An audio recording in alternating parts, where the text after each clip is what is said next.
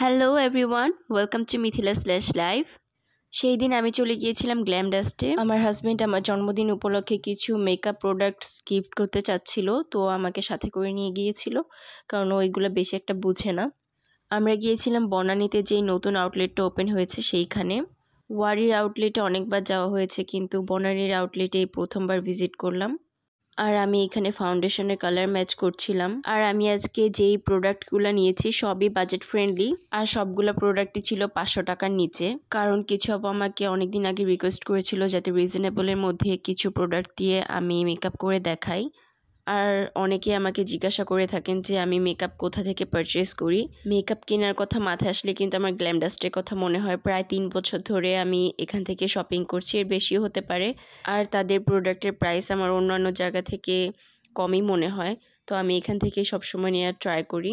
তো প্রথমে আমি এই ফাউন্ডেশনটি নিয়েছিলাম। এইটা হয়তো অনেকেই ইউজ করেছেন বা করছেন, কিন্তু আমার W7 এর ফাউন্ডেশন এই ফার্স্ট ব্যবহার করা।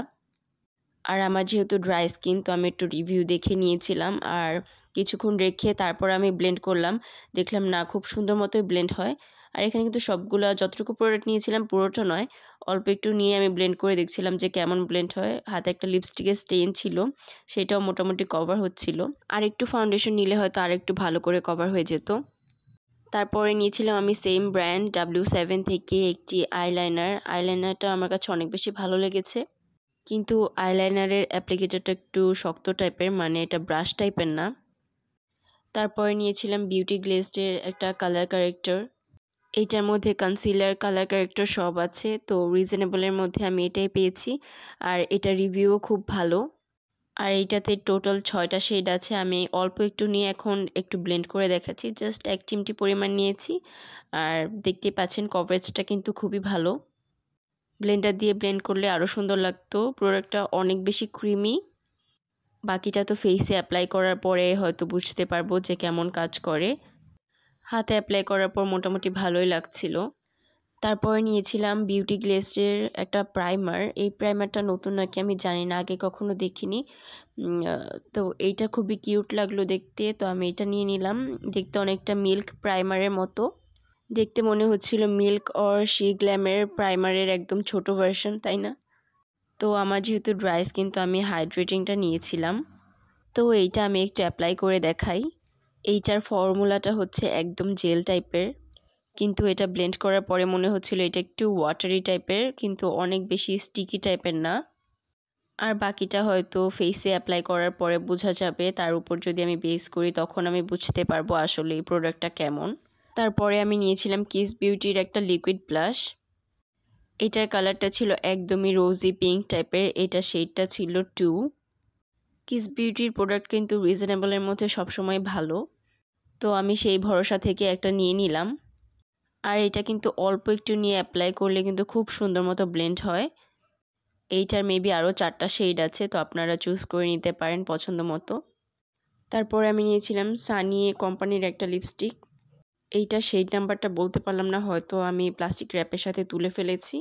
এই লিপস্টিকটার কালারটা খুবই সুন্দর। আমি একটু কফি টাইপের, একটু চকলেটি টাইপের চাচ্ছিলাম মেনলি, তো সেই কালারটা পাইনি, কিন্তু এই কালারের লিপস্টিক নেওয়ার অনেক দিনের একটা ইচ্ছা ছিল।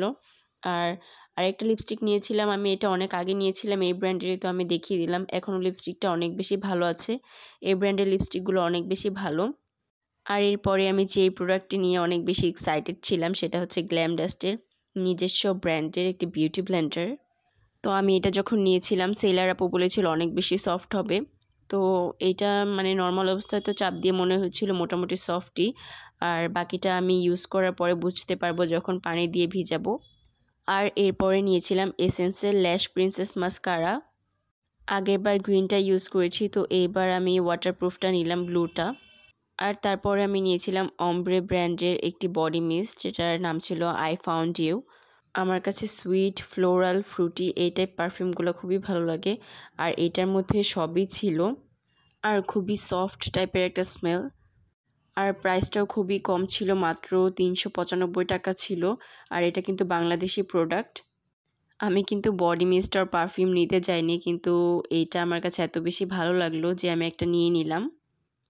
কিন্তু দেওয়ার পর কতক্ষণ থাকবে এটা বলতে পারছি না, এখন ইউজ করিনি।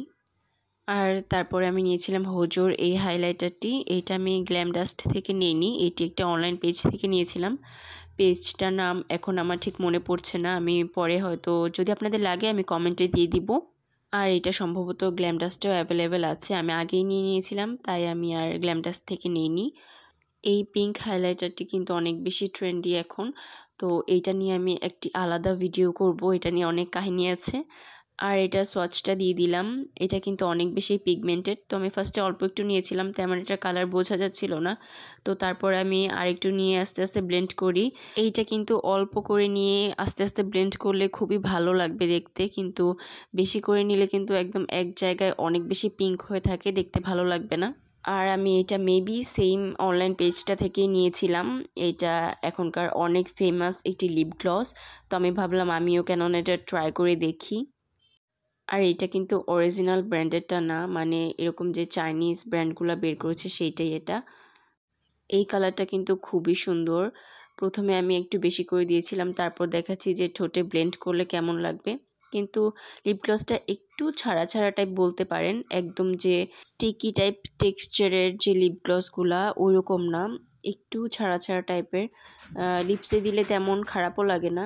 তো এই ছিল আমার 500 টাকার নিচে সবগুলা প্রোডাক্ট। কোনোটার প্রাইস জানতে হলেও আমাকে কমেন্ট করে জানাতে পারেন।